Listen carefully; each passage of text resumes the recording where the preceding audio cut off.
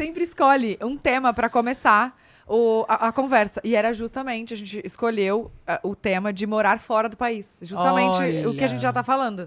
E eu queria aproveitar e perguntar sobre por que essa escolha de morar lá, porque acho que as crianças estavam pequenas, né? Uhum. E se teve influência delas, o que fez você querer mudar pra lá, pra Portugal? Bom, eu já estava, antes de me mudar, me organizando o pensamento para mudarmos, mas a princípio a ideia era Califórnia. Porque eu, na época, era casada, o emprego do meu marido, né, o que meu marido fazia, nos permitia isso, porque ele não tem um escritório, ele não tem uma rotina, ele precisa pegar onda. Então, em qualquer lugar que tenha mar e onda, tava tudo ok pra ele. Eu também sou do teatro, eu subo num tijolo, parei, tô contando história, uma pessoa parou, me ouviu, já tô trabalhando. Então, Califórnia. E eu nunca tive muita curiosidade de Portugal. Engraçado, eu ia para a Europa e tal, mas não me atentava a Portugal. E aí fui convidada pelo Rock in Rio Lisboa, que inclusive esse ano tem. E aí, por que não? Não é mesmo? Vamos lá. Música, né? Para mim, aliás, é o meu programa favorito, é em show. Para mim, música com céu em cima da minha cabeça, não tem nenhum teto, não podia ser melhor. Aí fui com o Pedro, eu estava casada na época, e aí eu cheguei lá e me apaixonei por Portugal. As pessoas me receberam muito bem, todo mundo elogia o sotaque brasileiro, todo mundo elogia a música brasileira. Eles As pessoas consomem muito, adoram o nosso humor, a maneira como a gente meio que leva a vida num melhor humor do que o deles. E eu amei a comida, vi que era solar, que era um lugar na Europa que não tinha aquele inverno qual eu já estava, né, no meu inconsciente coletivo, um lugar que 4 da tarde fica escuro, chove muito, mas essa é uma referência de Paris, é uma referência de Londres. Portugal é o lugar mais solar da Europa e é o lugar onde o inverno é o mais ameno. Vinho a 5 euros, né, fia? Aí ficou puxado pra não querer ir. Daí falei, gente, tem o passaporte italiano, por que a gente tá fazendo essa conta de 25 mil dólares indo pra Califórnia? Que loucura é essa? Como assim essa conta? Porque tinha que tirar o documento. E aí eu poderia ir como acompanhante do Pedro, porque ele tinha um contrato internacional. Mas você tem que fazer documentações e conta por pessoas. Eu tava grávida de gêmeos, já eram 5. 5 vezes 5, 25. 25 mil doleta de cara. Só pra pisar Só pra ali. chegar, exatamente. Fora... Com dignidade, no caso, né? Sem Sim. indo pra ficar 3 meses de turista.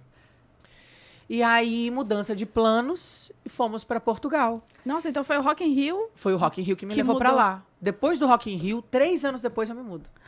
e você nunca tinha ido pra Portugal antes do Rock in Tinha Rio? ido uma vez fazer um trabalho, mas aquelas coisas assim, você chega no aeroporto, vai pro trabalho, trabalha, volta pro aeroporto. Na nem verdade, eu conhece. voltei pro hotel, dormi, no dia seguinte acordei e fui pro aeroporto. Então eu não tinha conhecido nada. E aí, em relação a essa escolha de Por morar que fora... sair do Brasil? Cara, porque eu tava muito infeliz no Brasil. Eu acho a vida aqui sobrevida. Me incomodava demais a bolha em que eu vivia. Não que ela tenha mudado muito em relação ao mundo, mas assim, eu consigo levar a minha vida, e eu digo levar a minha vida em todos os aspectos mesmo, assim, desde acordar até você sair na rua e com as pessoas que você encontra, como as pessoas que trabalham nos lugares que você vai e estão, enfim. Eu consigo levar lá uma vida que me incomoda muito menos as diferenças sociais, sabe? A menina que trabalha na minha casa, a filha dela estudava, não estuda mais porque agora mudou por causa da idade, mas estudava no mesmo colégio dos meus filhos. Me incomodava muito eu viver nessa bolha. Eu tinha um carro blindado, eu morava num condomínio, e aí, daí eu tava criando o quê? 2 puta playboy, filhinho da Luana Piovani, entendeu? Com tudo que tem direito. Nunca ia pegar um transporte público. Tem que saber o que é isso, senão a gente não vira gente, se a gente não é gente. Como é que você ensina o valor se não for desse jeito? E olha, vou te dizer que eu tô cortando um dobrado para ensinar valor para os meus filhos, porque eles são muito abastados. Você abre o guarda-roupa, tem 15 camisetas. Por que ele vai dar valor para camiseta se ele tem 15? Enfim, eu tô fazendo aqui minha meia-culpa porque acabo que sou eu mesmo que proporciono isso tudo, mas eu fico o tempo todo tentando organizar para que ele aprenda a dar valor. Então, aqui no Brasil, ou você é pobre, ou você tá na bolha. E é muito difícil, assim, me incomodava demais as pessoas na porta das farmácias pedindo comida, pedindo leite. Me incomodava demais eu ter medo de qualquer pessoa que se aproximasse de mim quando eu estava num carro, ou se eu estivesse andando sozinha na calçada. Eu me sentia mal com tudo isso. Ficava com medo de tudo, sabe? Essas notícias que a gente lê no jornal, a falta de segurança, não só na rua, mas, por exemplo, tem uma coisa que naquele momento eu me lembro que agravou muito. Eu tinha acabado de ter filho e eu estava gravando uma série e eu tinha que ir pro Projac. E eu pegava o elevado do Joá. E a cada 10 dias saiu uma matéria na capa do Globo falando que o Joá nunca tinha tido uma fiscalização, nunca tinha tido uma reforma. Daí botavam as fotos das rachaduras. Aquilo me gerou uma crise de ansiedade muito grande. Como eu tinha acabado de parir, eu tava com esse medo, tipo, eu preciso sobreviver a qualquer coisa, tem pessoas que dependem de mim. E aquilo começou a me gerar uma ansiedade.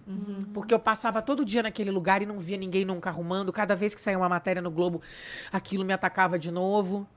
Até cheguei a falar para minha psicanalista que eu estava com medo de estar entrando em crise de pânico e a resposta é genial. Eu primeiro expliquei tudo que eu estava passando, contei a história do elevado. E daí ela disse, Luana, pânico é quando a gente acha que vai morrer sem motivo. Você não está com pânico. Você está com medo da realidade do lugar onde você vive. Isso não tem nada a ver com pânico. E não quer enfrentar, né? Então, assim, isso tudo me agoniava. Eu não queria ser mãe de meninos playboy. Eu não queria que eles não pegassem transporte público. Eu queria que eles pudessem pegar a bicicleta e ir para casa do primo, ir para casa do amigo, sabe? Ir para o clube. Eu queria que tivesse uma vida um pouco mais parecida com uma vida normal. E aqui, além do que, tem todo um glamour, né? Assim, a gente que pode ter coisas... coisas mesmo, bens materiais, assim, mais elitizados... eu acabo que eu olho e é como se eu realmente estivesse num outro lugar. Me fazia com que eu me sentisse muito mal aqui, sabe? Eu não conseguia acreditar que ia melhorar. Pronto, cheguei.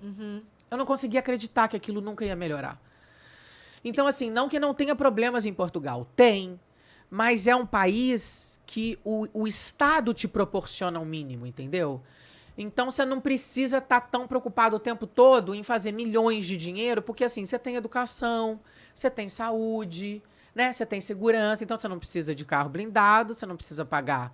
Eu gastava 13 mil reais de escola com os meus 3 filhos. Quer dizer, hoje em dia provavelmente seria mais. Eu tô falando 13 mil reais há 5 anos, quando hoje eu saí daqui. 30. Talvez 20, não sei. Enfim, a coisa da saúde, né, da insegurança.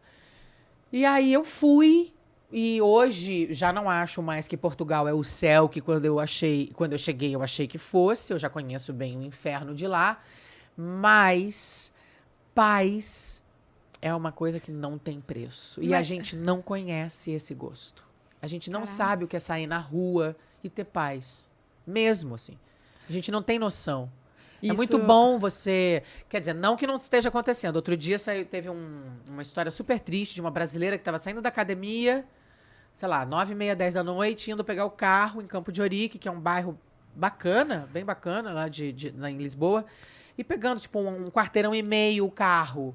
Daí um cara saiu de trás daqueles potes grandes, assim, de lixo, tentou pegá-la, ela estava com a chave do carro...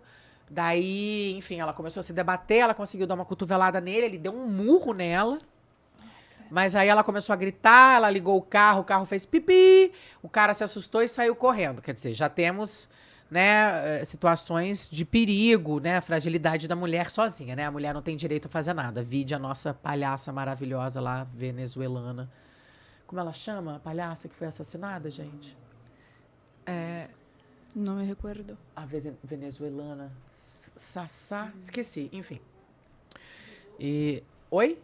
Juju. Exatamente, a Juju. Ela foi assassinada, estava indo para casa da mãe. É isso. A mulher não tem o direito de ir e vir. A gente tem medo o tempo todo de tudo.